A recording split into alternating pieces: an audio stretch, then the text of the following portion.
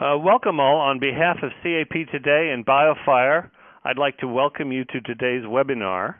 My name is Bob McGonigal. I'm the publisher of the CAP Today, and I'll be moderating today's session.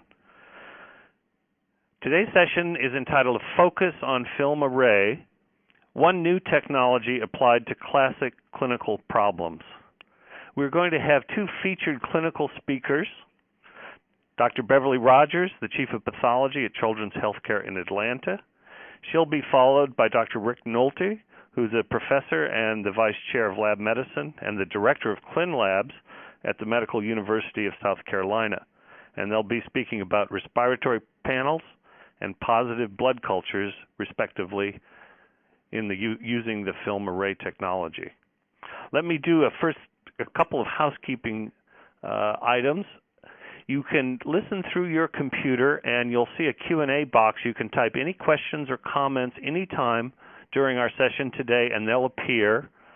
Following all of our presentations, I will then lead a question and answer session with our presenters. In addition to that, I want you to know that we'll be archiving this webinar so you'll have full access to all the slides and commentary. That will be appearing on captodayonline.com.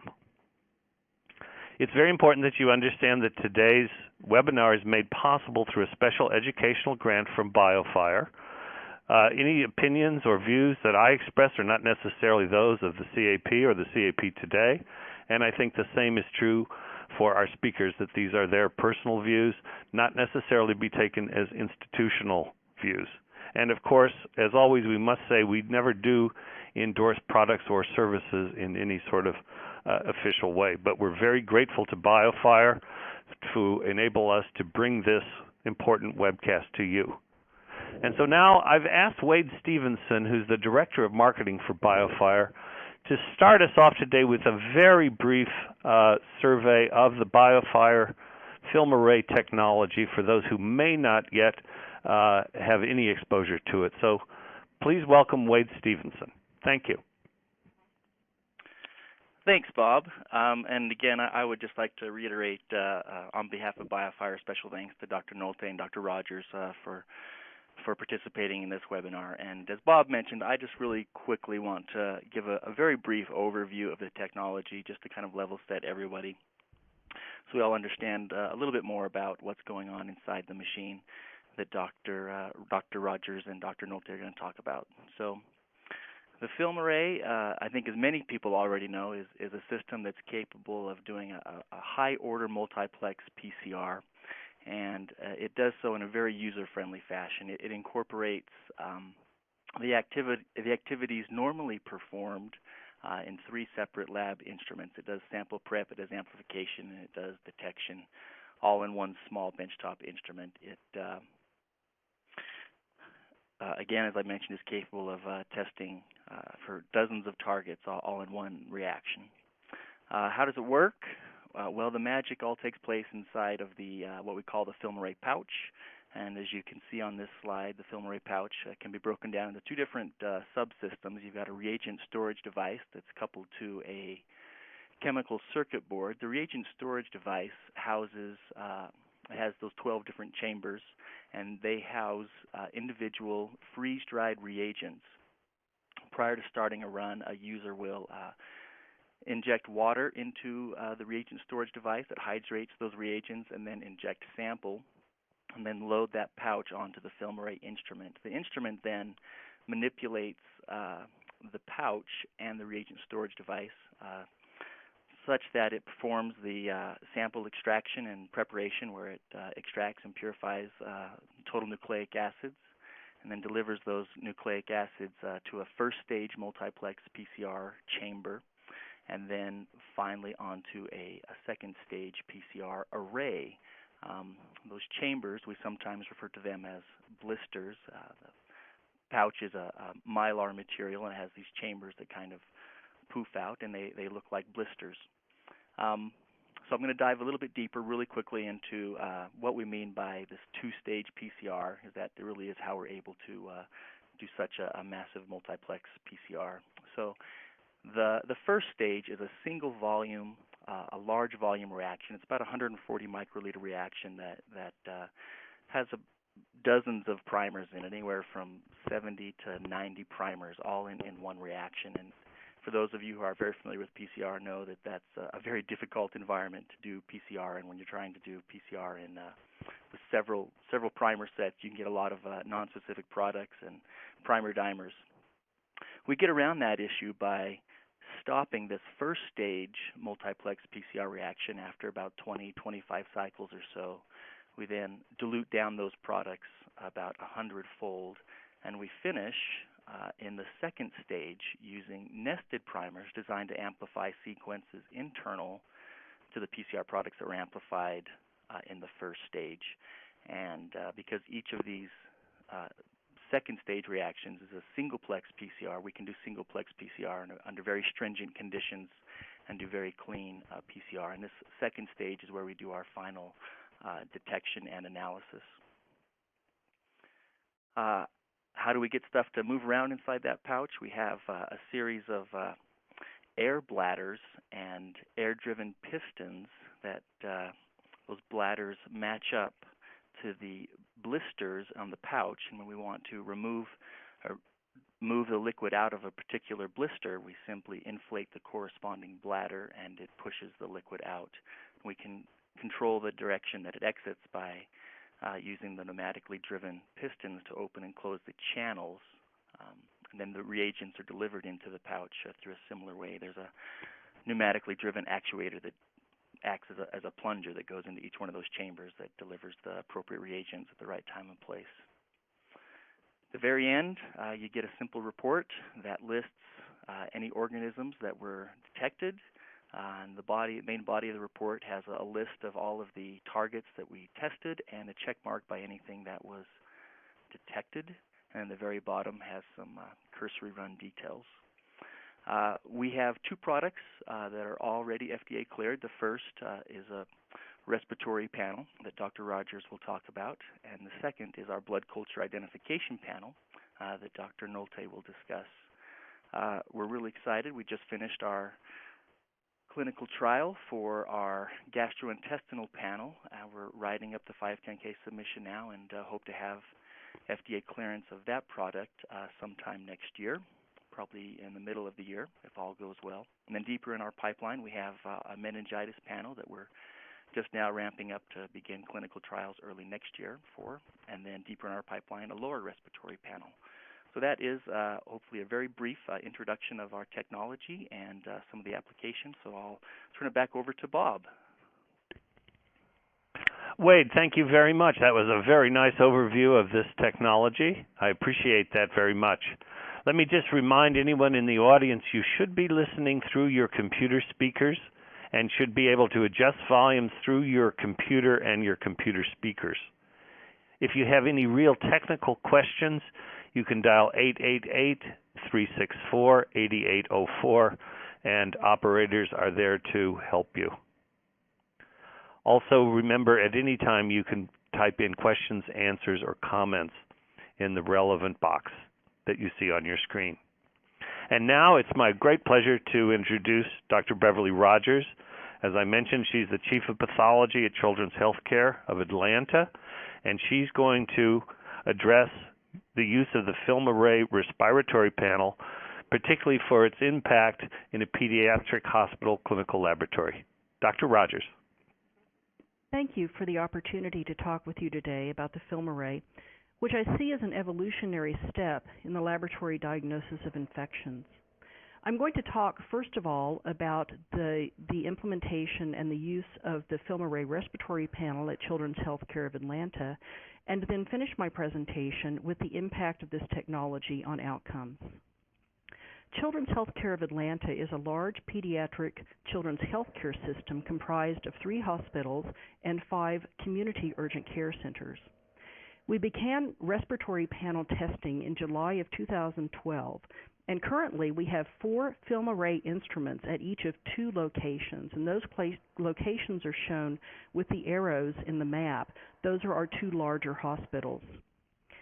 Currently, most of the testing for the FilmArray respiratory panel is requested from the emergency department, and oftentimes these children are children who are undergoing admission for respiratory disease.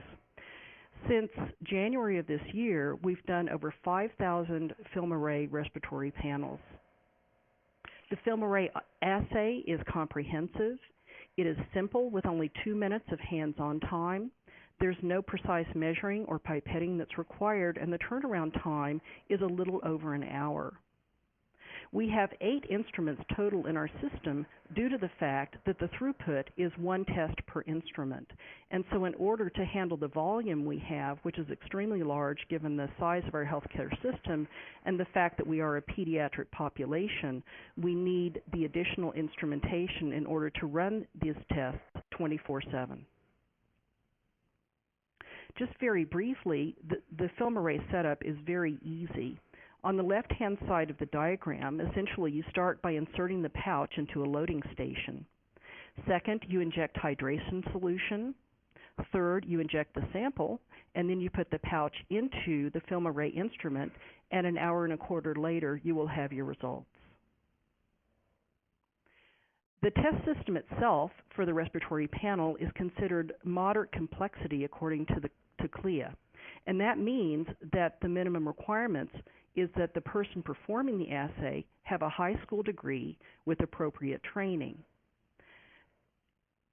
Given the fact that someone with a high school degree can perform this test, it is an instrument that could quite likely be placed in the front end of a laboratory where you might do your rapid streps, that type of thing. However, one thing to note is that state regulations may supersede the moderate complexity a high school degree component of this, such that in some states it may be required that technologists perform the test rather than those with a high school degree. So which section of the lab runs the test? Actually, it's the type of thing that classically this test would be considered to be a microbiology test because it's a respiratory panel. However, given the ease of use, we have chosen to put this instrument in between our microbiology and core laboratory. And I'm going to attempt to point to this. Right here, this is a diagram of our laboratory, tube station, front-end processing, moves back to the core cell for the automated chemistry and hematology. This is the microbiology blood culture system, and the FilmArray goes right in the middle, indicating that either microbiology or core lab techs will be performing the test. We did a study to determine and quantify the complexity of the FilmArray compared to DFA. We used lean analysis by videotaping 3 different operators, Operator A, Technologist B, and Technologist C, performing FilmArray runs 1, 2, and 3, and really determined the number of touches that each technologist performed to do the assay. And a touch, for an example, is when you pick up a pipetter or when you pick up a transfer pipette, when you touch a tube. For the FilmArray, it was about 100 touches per FilmArray assay in order to produce a result, whereas a DFA takes about 300, leading us to say that the FilmArray instrument further simplifies respiratory viral testing by making it possible to move previously highly complex testing into the routine clinical laboratory or even at the point of care. Currently, our respiratory testing is shown in this column. We use the FilmArray to test for flu A, flu B, RSV, para 1 through 4, human metapneumovirus, adenovirus, corona. Currently we have NL63 validated, but we intend to validate more of the coronaviruses.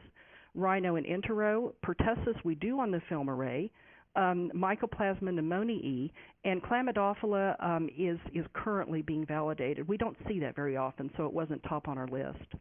We still do culture for BAL specimens, but what we try to, because the BALs aren't validated on the FilmArray, but what we actually do is ask the pulmonologist at the time of gathering the BAL to please go ahead and swab the nasopharynx so that we can do a FilmArray as well.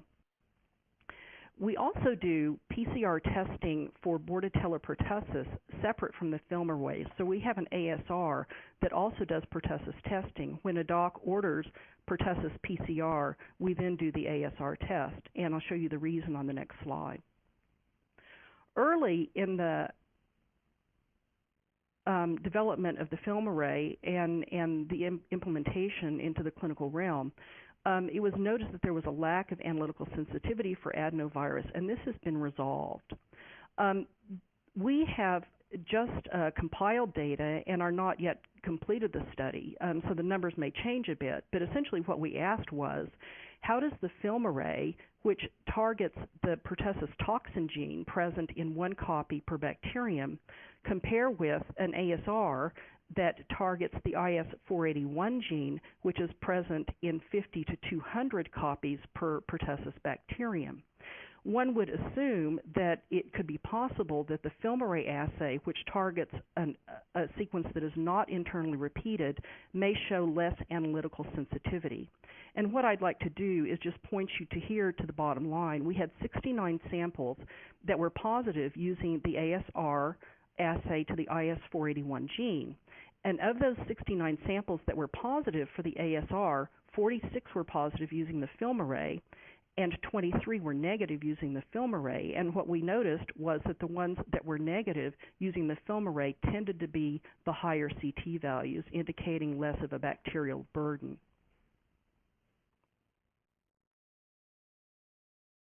These next 2 slides I am including more for your records when we validated the FilmArray, and then on the next slide, the quality control, the competency that we do for this, in case you're thinking about bringing up this assay. Probably the most important thing out of this slide is that we used the Zeptometrics respiratory verification panel, which is a great panel to use to validate the assay. And this is just a brief description of how we run quality control, competency, and the proficiency testing panels we use. The quality control we do run once a week, but we're actually thinking about decreasing that because, quite honestly, nothing has ever failed, and it's not required to do it once a week. So what happens when you bring on a FilmArray respiratory panel in our pediatric setting? This is a histogram showing the number of viruses that were detected when we used to use an ASR for flu A, flu B, RSV, and then plus or minus parainfluenza. So during the year 2011, from August through then mid-January of 2012, what you can see here is that the primary virus that was detected was RSV, and that's not a large surprise in a pediatric hospital. We ran 426 panels during that time.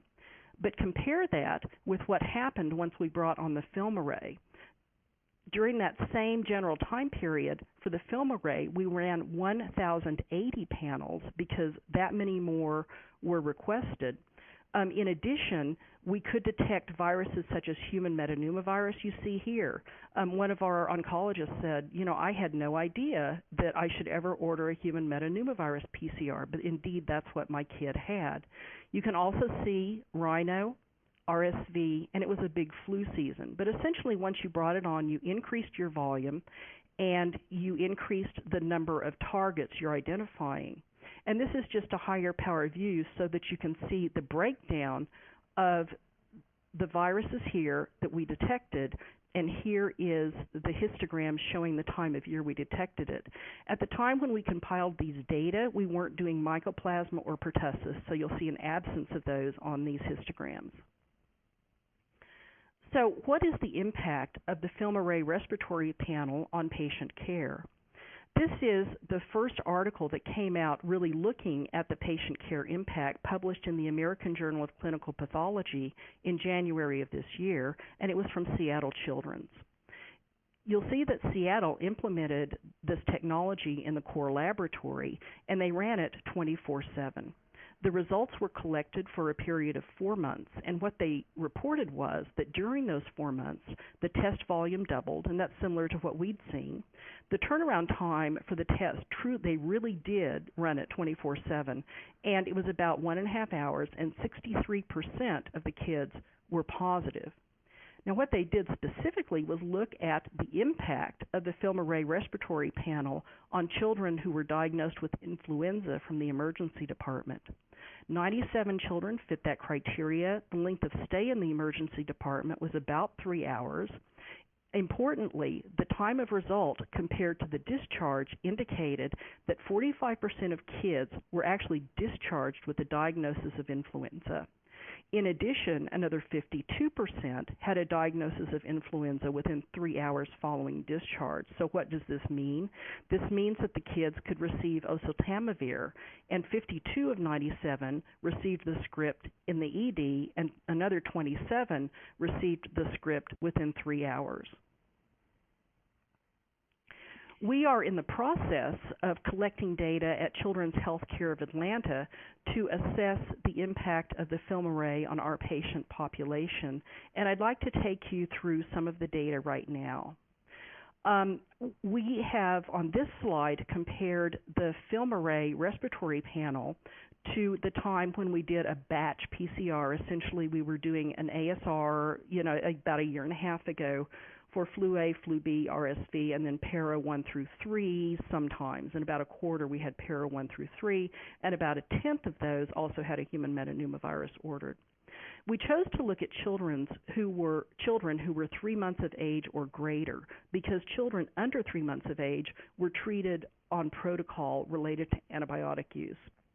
We wanted to get kids whose physicians would make a decision based on the results of the respiratory panel result, based on a respiratory panel, whether or not to treat with antibiotics. We also chose kids who were hospitalized less than or equal to 7 days. The reason for this is we wanted to look at kids who had an acute respiratory illness.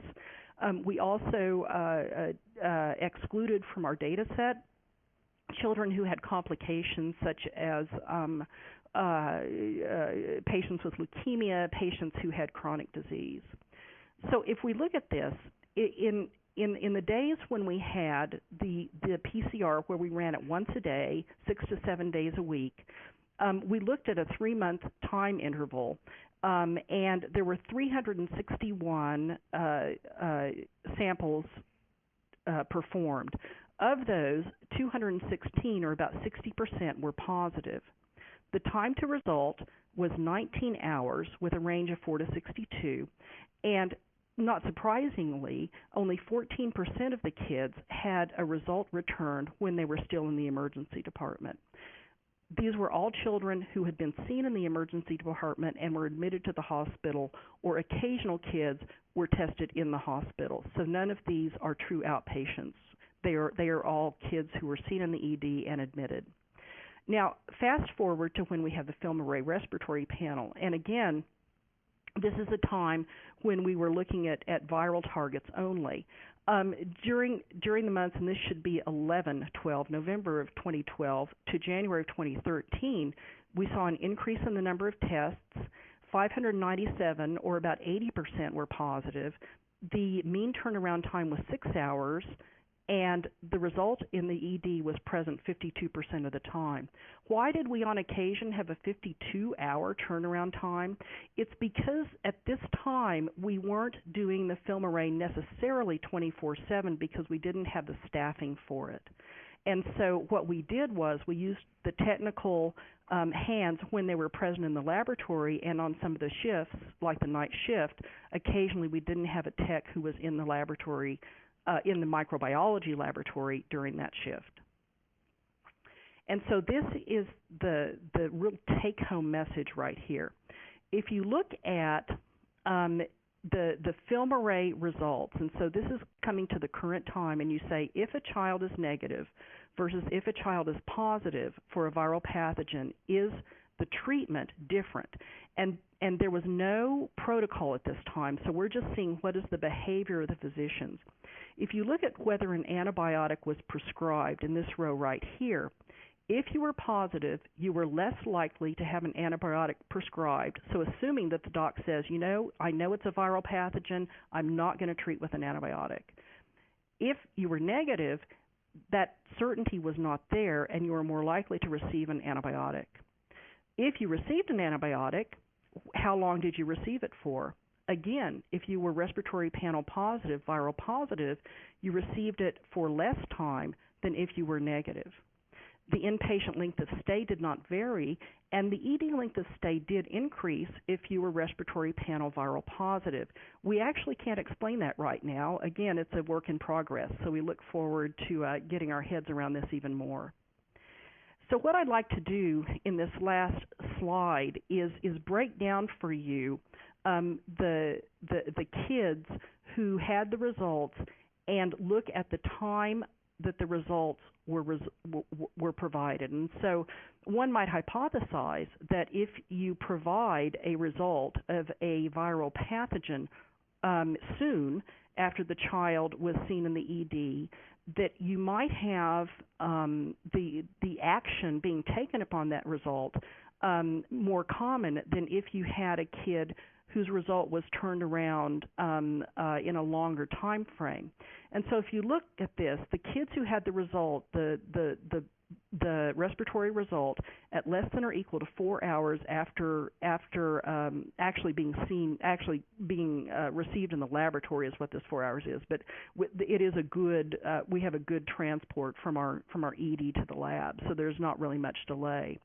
But kids who got a fast result had fewer days on antibiotics than kids, if they were positive, than kids who were negative.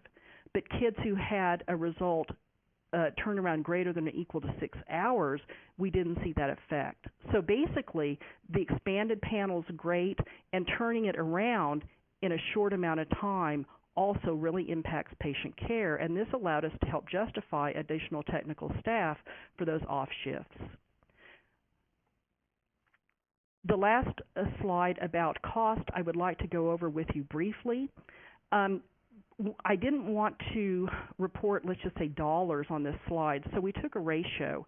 And Jonelle McKee, the microbiology manager, put this together, and we asked the question, what is the ratio of what we are reimbursed for a test compared to the expense of doing that test? Okay, so a higher ratio means you get more reimbursement per the cost, and so that's better, that's more favorable, if you will. When we batched these things, when we used the ASRs, the ratio was 1.58. Then if you add in parainfluenza, which is an expensive reagent in this time of batching it, it went down to 1.46.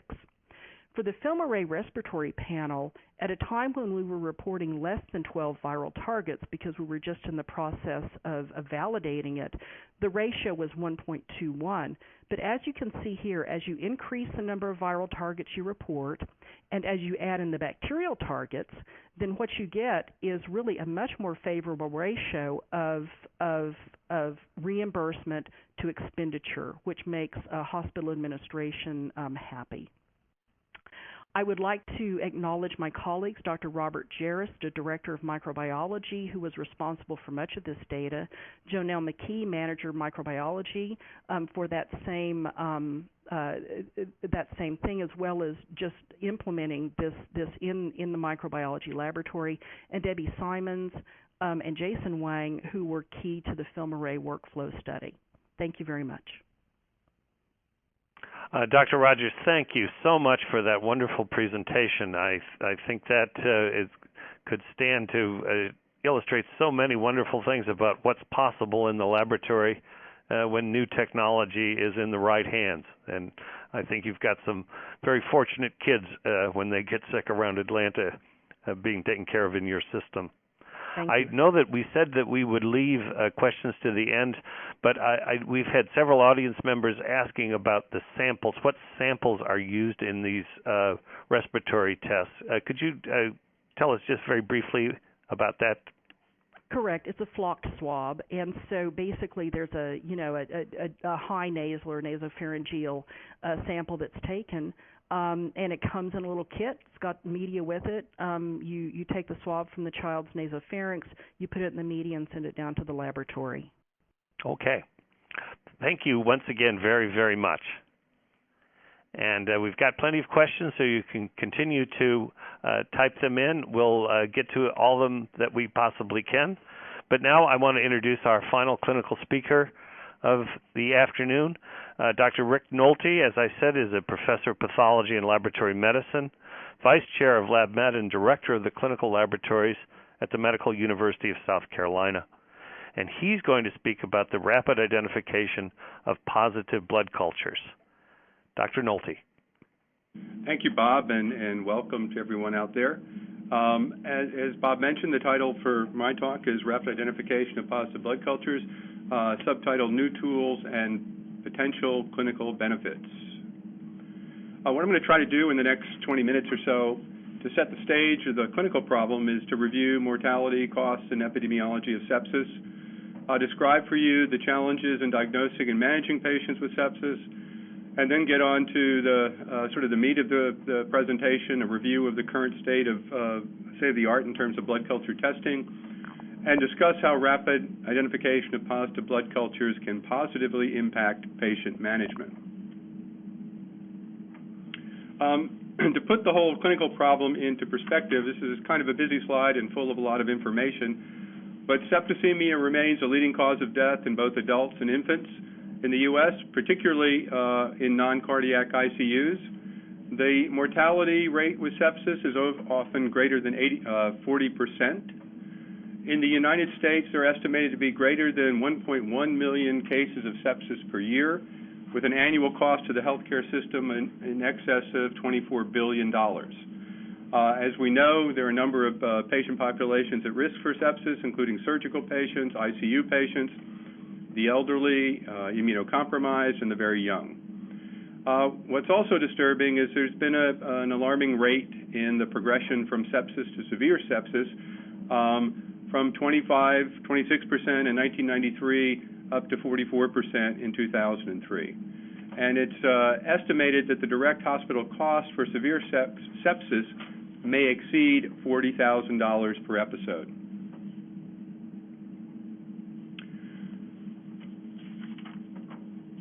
Basically, there have been dramatic increases in the hospitalizations due to septicemia and sepsis. They've more than doubled from 2000 through 2008. These are in both patients who are in the hospital and develop sepsis, as illustrated by the red line, and those patients that are hospitalized with admitting diagnosis of sepsis.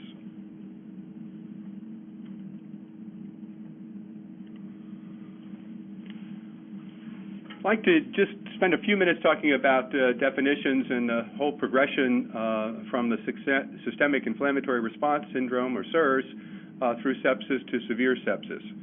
SIRS is an inflammatory state affecting the whole body, frequently as a response of the immune system to infection, but not always necessarily so. It's related to sepsis, a condition in which patients both meet the criteria for SIRS and have a documented or suspected infection. And of course, severe sepsis would be sepsis plus evidence of end organ dysfunction. And perhaps we should add a fourth definition, that being septicemia, being patients with sepsis and a positive blood culture. There remains today significant challenges in the diagnosis of sepsis. This is data from a survey of 917 physicians, and in that survey, only 27% were able to correctly recognize patients with sepsis. Consequently, there's major interest and emphasis on the search for early biomarkers of sepsis, things like pro-inflammatory and inflammatory cytokines, procalcitonin, and C-reactive protein. This slide is taken, or this table is taken from The recent international guidelines for the management of severe sepsis and septic shock, published recently in Critical Care Medicine. And basically what this table represents is a core set of recommendations that are meant to be implemented in hospitals as a performance improvement program to improve the outcomes in patients with sepsis. And I show it because I'm sure many of you out there in the audience have been engaged with your hospital quality group in making sure that these surviving sepsis campaign bundles are implemented.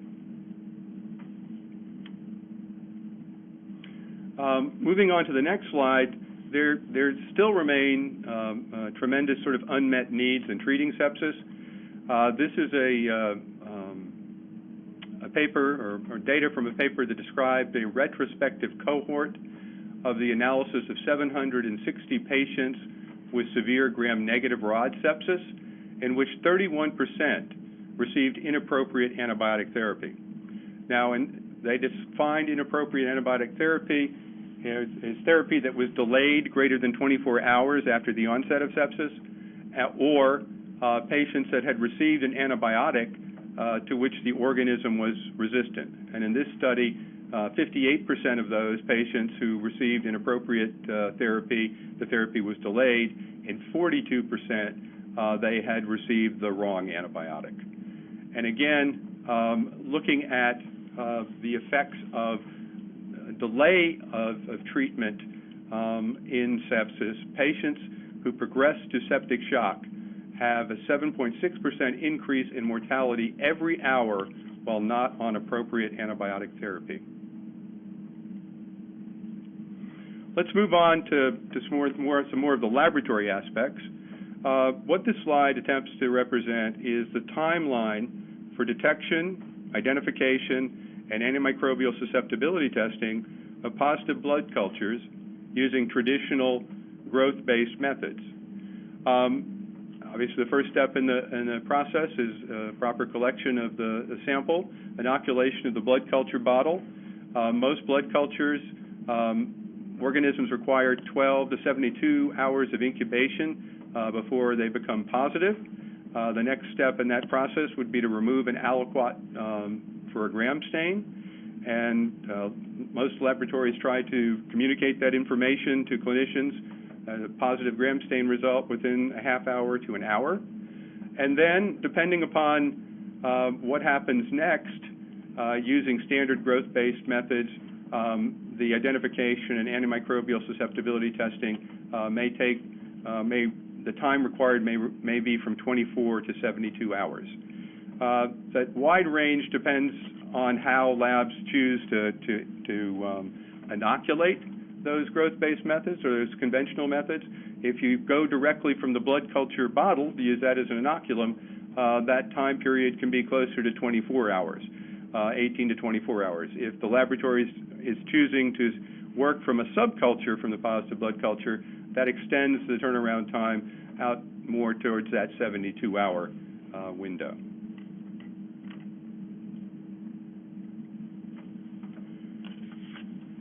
What we've tried to do on this slide is, ideally, what we'd like for a system to identify isolates from positive blood cultures is something that's fast, accurate, comprehensive, and I might add cheap as well, but I couldn't figure out how to get that into the diagram.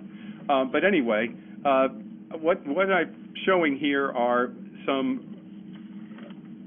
different approaches, if you will, different approaches to the growth-based methods, and how they sort of stack up on this multi-axis sort of scale. What you can see is ideally you'd like something that that simultaneously identifies multiple pathogens without sacrificing accuracy and turnaround time. And if you look at the various options that are out there, and we're going to talk about these different options in just a few minutes, PNA FISH, molecular diagnosis, molecular diagnostics, the more focused type approaches, mass spectrometry, and finally the FilmArray. But if you look at it, it's sort of right now, with the currently available technology, the FilmArray comes closest to meeting these criteria. And as I said, we'll get to that, an in-depth discussion in that in a few minutes.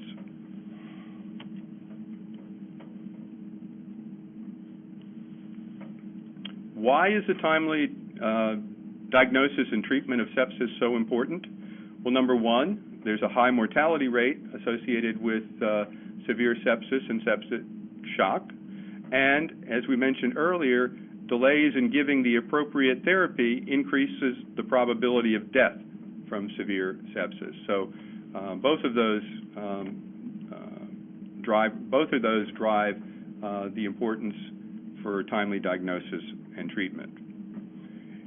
And in addition, on the next slide, inappropriate therapy in patients with antibiotic resistance increases mortality.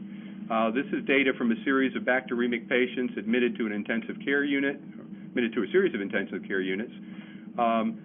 Initiation of appropriate antibiotic therapy, inappropriate antibiotic therapy was associated with a doubling of the risk of death. So clearly another important driver of rapid turnaround time for identification and antimicrobial susceptibility test results on blood culture isolates. Okay, so what are the potential benefits now that we've kind of done the background and talked a little bit about the technology?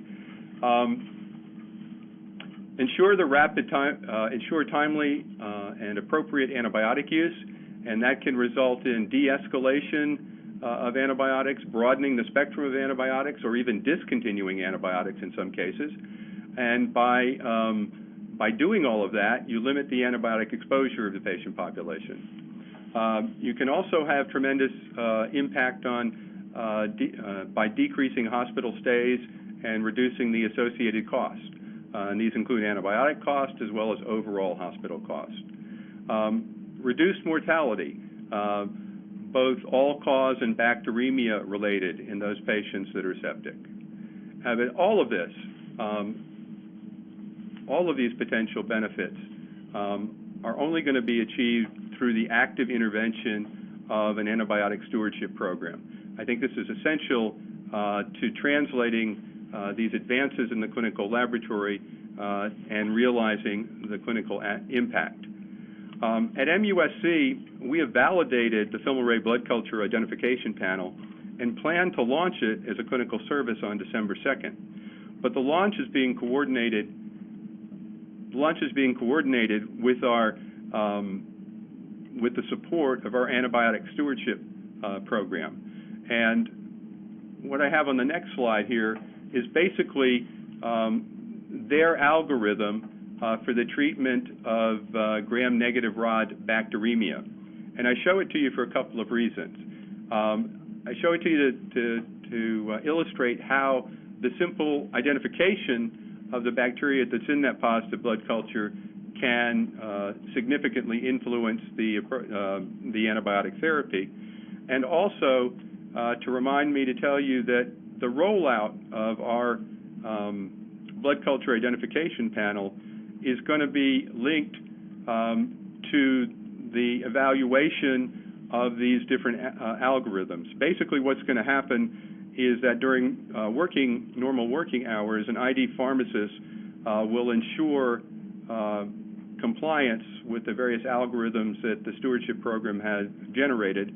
And after hours, where there's going to be a direct link from the positive blood culture results to an intranet site that contains the algorithms for the treatment of bacteremia, and again with follow-up from our antibiotic stewardship program. We also plan to document the impact moving forward using historical controls. But again, the bottom line here is that none of this is really going to be as effective as it could without the buy-in from the antibiotic stewardship program, the hospital administration, and your prescribing clinicians. Okay, moving on to the FilmArray blood culture identification panel. What you see here is the same timeline that I showed you earlier, but now I've inserted the FilmArray instrument. the blood culture identification panel is able to identify 24 pathogens at the genus or species level and 3 antibiotic resistance genes in just about an hour. It's designed to be performed on positive blood culture samples that have demonstrated the presence of an organism by gram stain.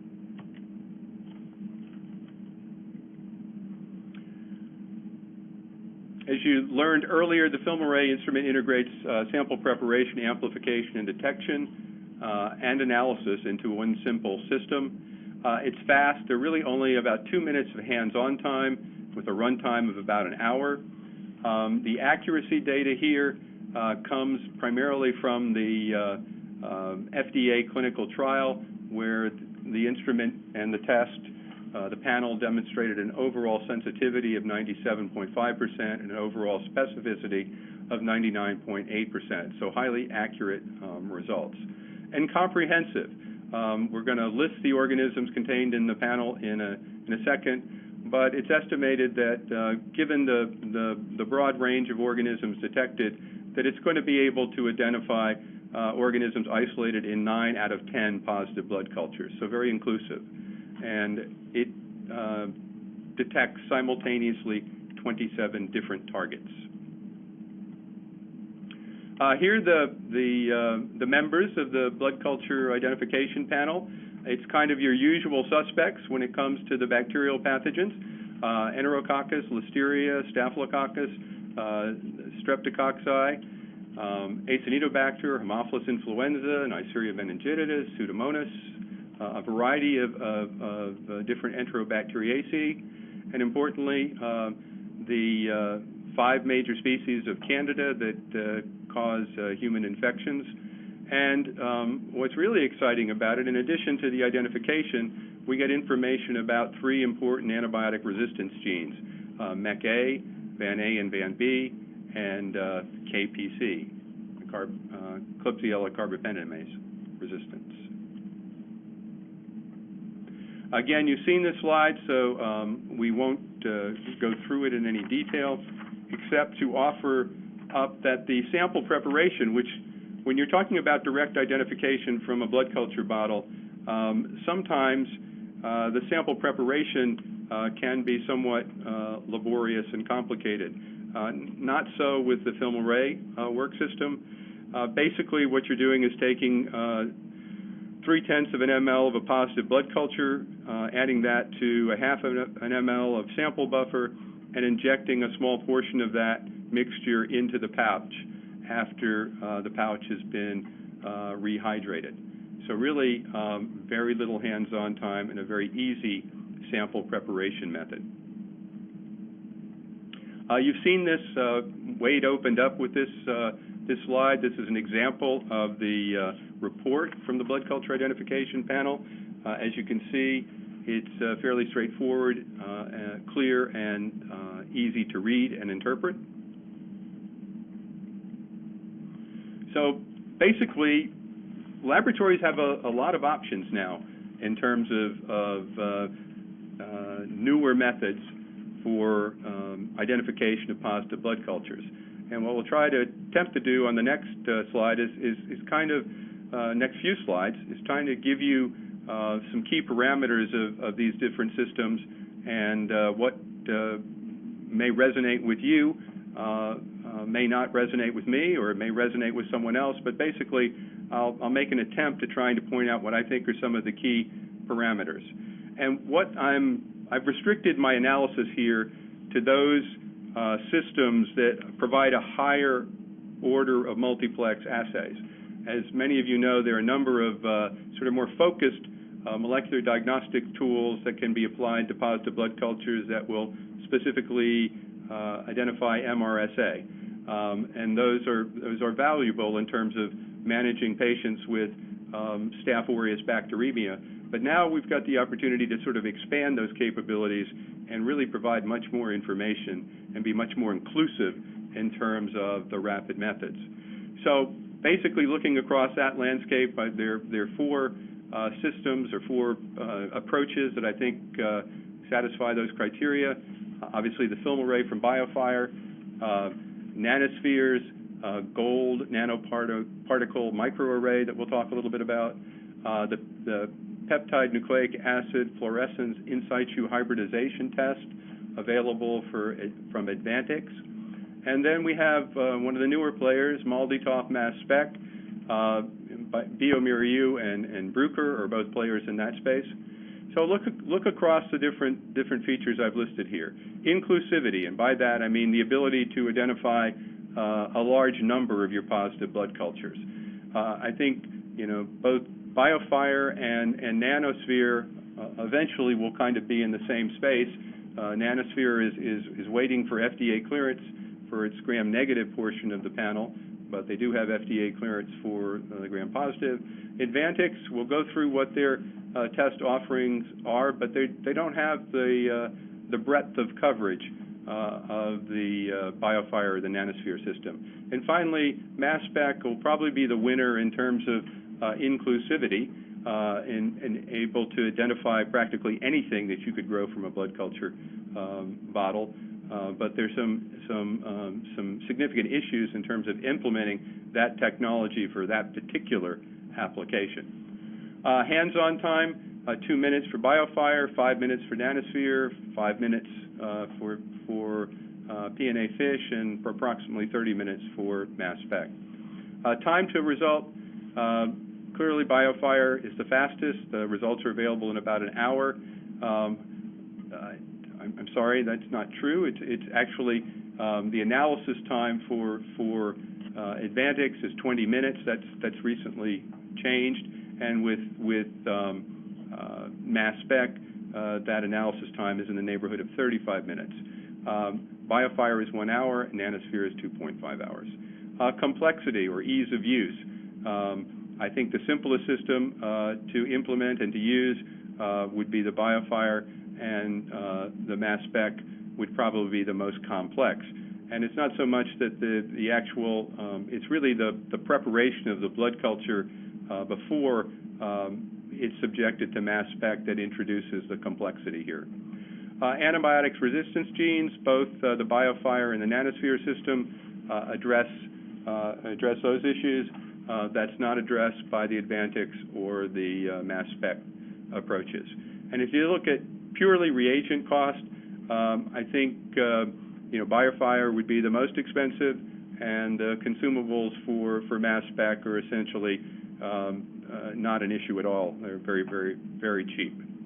So that's sort of my overview, if you will, of some of the key features of the 4 major players in terms of highly multiplexed approaches to identification of positive blood cultures. And I'll just follow up with a few slides that address the other methods. As I mentioned, the Verigene system is probably going to be the closest competitor to the FilmArray in terms of the inclusivity. They do have FDA clearance for their gram-positive panel, which includes all of the major players in terms of the gram-positive organisms, in addition covering MEK-A, VAN-A, and VAN-B resistance genes. The gram-negative panel is currently an RUO test, but I understand it's working its way through the FDA, and it has very broad coverage in terms of gram-negative pathogens and detects a number of different and important antibiotic resistance genes. The PNA FISH system, they offer reagents for detection and differentiation of Staph aureus and coag-negative staph, Enterococcus faecalis from the other enterococci, and then a combination stain that detects E. coli, Klebsiella pneumonia, and Pseudomonas aeruginosa, and finally reagents that allow the differentiation of the major Candida species.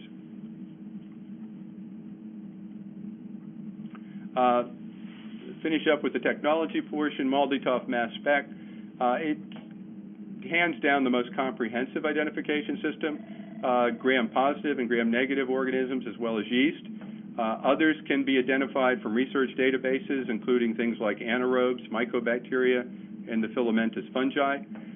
However, as I mentioned earlier, it's a fairly cumbersome system to apply directly to positive blood cultures, and also it has relatively poor performance with polymicrobic cultures, so a potential limitation to the application of mass spec to positive blood cultures.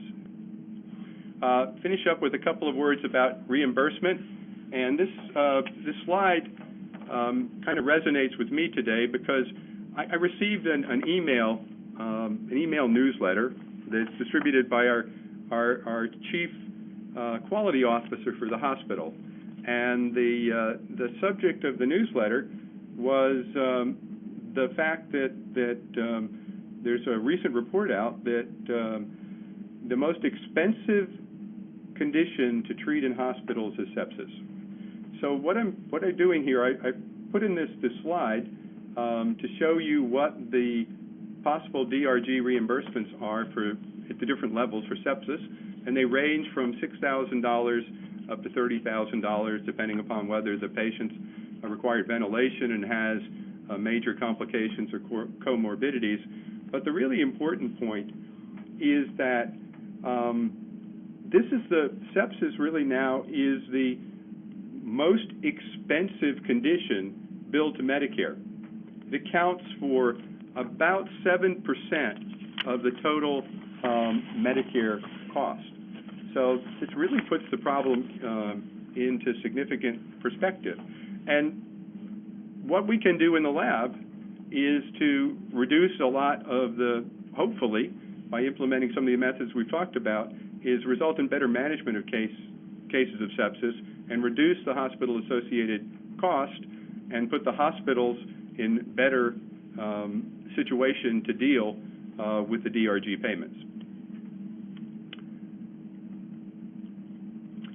And I threw this slide in. I'm not sure that it's got a lot of relevance because, as you are all well aware, the cost of doing a blood culture identification panel on a patient that's in the hospital will be rolled into the DRG, and there won't be a fee for service. But if an outpatient should have a positive blood culture, the CPT code that should be used is probably 87150, and I've given you the description there. And it has an each qualifier next to it, so theoretically you could charge that code 27 times, since the BCID panel detects 24 organisms and 3 antibiotic resistance genes. For those of you that are math challenged, that works out to about $1,300. I don't think that'll stand. I think what will happen eventually is that Medicare or AMA will do what they did with the respiratory virus panels and create separate CPT codes for this panel approach based on the number of analytes. So I wouldn't take, this is at best preliminary information here. So how can I summarize? There are significant challenges remaining in the diagnosis and management of patients with sepsis. There's certainly new technology for rapid identification of positive blood cultures that can significantly improve antibiotic use and patient outcomes and hopefully reduce hospital costs. Again, another point I want to leave you with is that you really do need to actively engage the hospital leadership, your antimicrobial stewardship program, and prescribing clinicians if you're going to realize some of the benefits that we talked about this afternoon. So I want to thank you very much for your attention, and I guess I'll turn it back to Bob. Dr. Nolte, thank you so much. That was a magisterial and very comprehensive coverage of sepsis, which continues to be a fascinating condition and seem very, very elusive. But I think there's a lot to chew over, particularly by implementing new and improved technologies. Again, optimizing both a clinical outcome and an economic outcome. Now, we have lots and lots of questions. In fact, this is the most questions I've ever had on any webcast that I've moderated, and I've moderated a lot of them. So let me choose a few things here. Rick, let me give you the first question. Does MUSC have an algorithm for the gram-positives that's similar to the gram-negative algorithm that you showed us? Yeah, we do, and I just showed you that as an example. What is so exciting about this is we've been ready to go with the FilmArray for some time, but we really want to hold back on launching it as a clinical service until we have all our ducks in a row in terms of the interventions. And part of that is the antibiotic stewardship program, reviewing all of the algorithms that they have for the treatment of bacteremia, which includes, gram-negatives as well as gram-positives, and getting wider review of those algorithms and buy-in. And we hope by December 2nd that that will be settled, and we'll be feel very comfortable launching this program. This is going to add, we estimate it's going to add about $200,000 to the laboratory budget. So we want to make sure that we're in a position to document the clinical impact. We know it's going to be there, but we want to be in a position to make sure it happens. Okay, thank you very much. Now, I know that we had announced this as a 1-hour only program, but in view of all the questions that we have, I'm going to continue on at least for another 20 minutes or so. I hope our speakers can stay with us to cover some questions. Many people are asking, will these slides be available? And the answer to that is yes. This entire webcast will be archived and posted on captodayonline.com. It will take us 2 or 3 days to be able to do that. So look towards the end of the week and you'll see it all there. You can hear it again and see all the slides, and all the slides can be downloaded. Also, there's lots of questions. Does the CAP have proficiency testing for both of these applications, respiratory panels and blood cultures? Can you answer that, Rick and Beverly? I'll let Beverly go first. Okay. Yeah. And there was a slide that I didn't cover. It was slide number 10. And so there's not a CAP proficiency test specifically for the respiratory panel, but on slide number 10, if you look at the 3 CAP surveys, they contain all the components of the respiratory panel. So we subscribe to those. Okay, thank you very much. And for blood culture, Rick? Oh, nothing that specifically addresses this kind of approach. Okay. I'm sure that the college will get right to work on it, knowing how good they are at that. So you can expect to see proficiency testing on its way sometime very soon. One of the other questions regarding respiratory infection, I'll ask for Beverly to answer. A listener says, right now we only run flu A and B and RSV with a rapid lateral flow. Considering the more than 1 hour test time and one sample at a time, how do you deal with stats with FilmArray, and how do you convince them to wait for results, especially when the patient is not being admitted? Great question. And rapid lateral flow, I'm sorry, I don't understand what that is. But what I can tell you is that we don't do any, we don't do point of care at our place for flu A, flu B, anything like that. And that really relates to Dr. Jarris and his relationship with the docs to say, why don't you wait for a definitive result? And so all I can say is that we haven't had people that concerned about the turnaround time. And with the FilmArray, given the fact that you can turn it around within an hour and a half, and it's a definitive test, it's just far superior than anything else out there, I think. Thank you. Thank you very much. And we have a question as well, again for you, Beverly. What would you imagine would happen if you made this application with an adult patient population? Yeah, I actually had a viral infection, and then I got better, and then I had another infection. I thought, God, what's going on? So I put a swab up my nose and went into my internist and said, I have human rhinovirus infection. And she said, no way. So she was ready to buy an instrument and put it in the office, and her colleagues, half were for it and half were against it.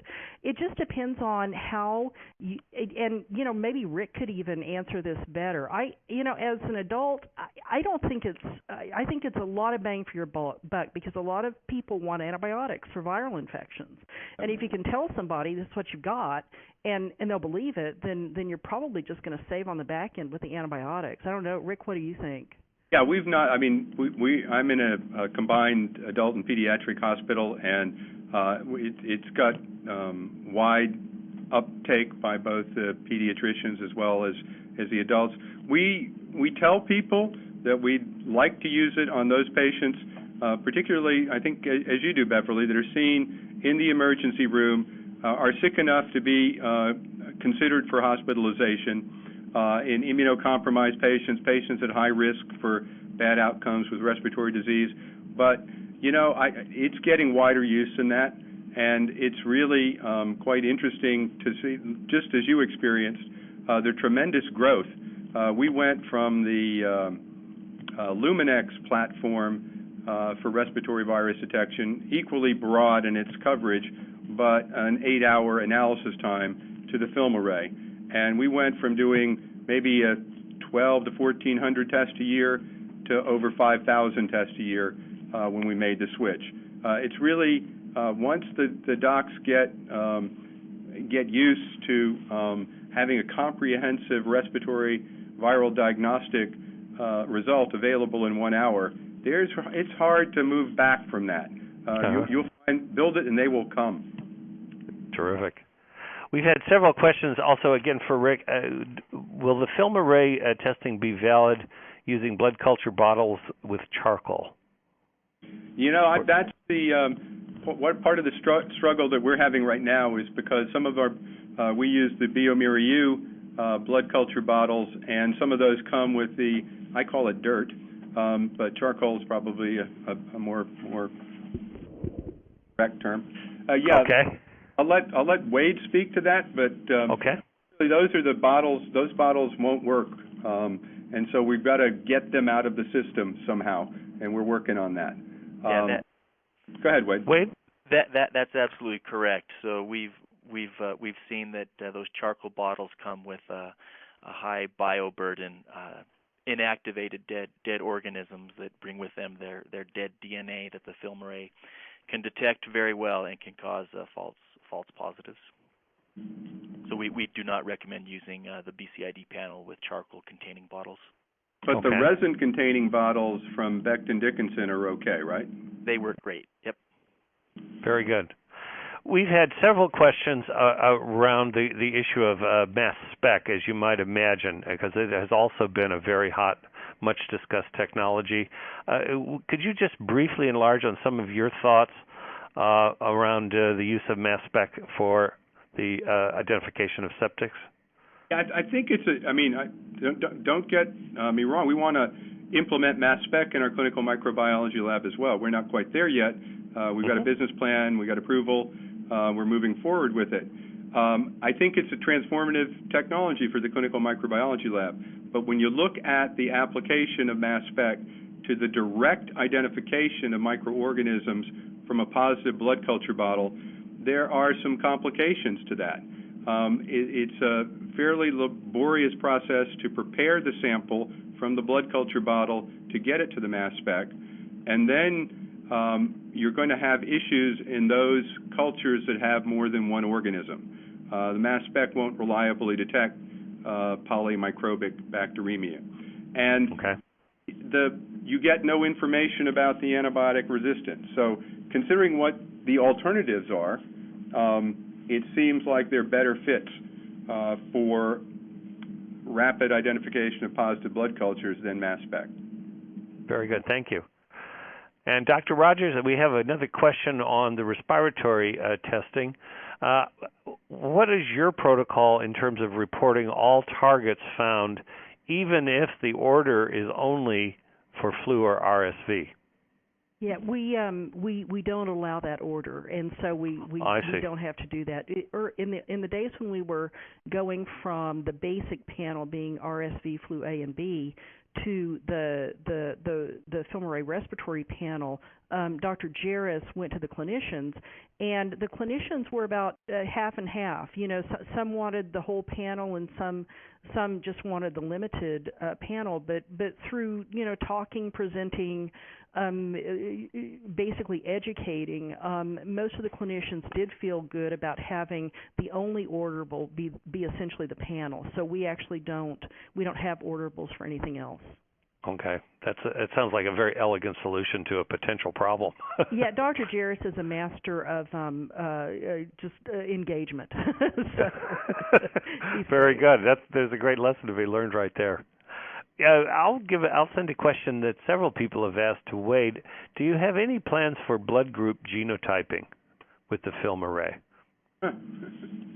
That's a great question, and right now BioFire is focused primarily on infectious diseases, and so I think the short answer to that is no, at least for the short term. But that's something we're certainly looking at long term, and by long term, we're talking 4 to 6 years out. Okay. Back to respiratory questions. Have you run BAL samples on the FilmArray in parallel with nasal samples as part of continuing studies when you can have both samples available? We haven't, and it would just be a great study to do. Okay. We haven't. If anybody out there has. Rick, have you done that? I'm sorry, I didn't hear the question. Have you run BALs in parallel with nasopharyngeal swabs? No, we haven't. We have, we will accept a BAL specimen. We did some, I don't know how to say it, some artificial specimens, if you will, and proved that it worked. But no, we haven't done a comparison of NP versus BALs in the same patient. When you think about it, it's a sample that is probably cleaner than some of the other samples that we accept for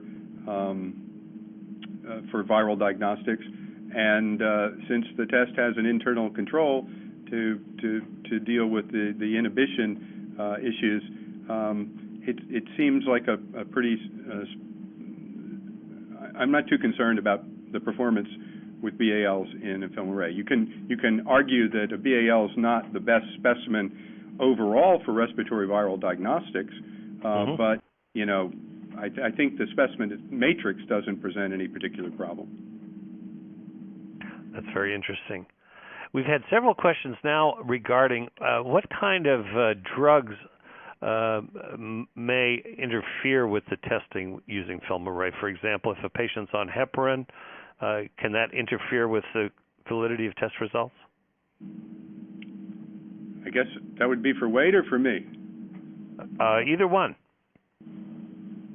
I think in terms of blood culture identification, I think by the time you do the dilution of the blood in the broth, any potential inhibitory activity of heparin is probably accounted for.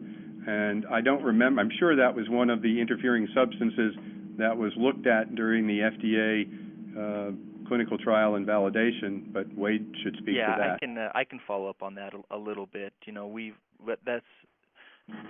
When we did the interfering substances study, I can't remember if that was one that was particularly included or not, but I do know that we haven't had any reports of heparin or other drugs interfering with the study. And I think Dr. Nolte's point is a good one. By the time the sample gets into the FilmArray, it's pretty diluted, and our sample prep is pretty robust at removing inhibitors and other potentially interfering substances as well. Okay. We've had another question for both of our clinical panelists. The BioFire reports, of course, are very clean and elegant. Do you routinely put them into your LIS and into your electronic medical record at your institutions? We transcribe them. So you transcribe, okay. Yeah, we transcribe. Yeah, and Rick, what do you do? It's manual entry, and we list all the targets that are sought in the comment, but we just list the positive results. Okay. And let me just ask, how Rick and Beverly, I'd be interested in your views on this as well. How important is it currently to identify the antibiotic-resistant genes, and do you think this is going to become of even greater importance in the future?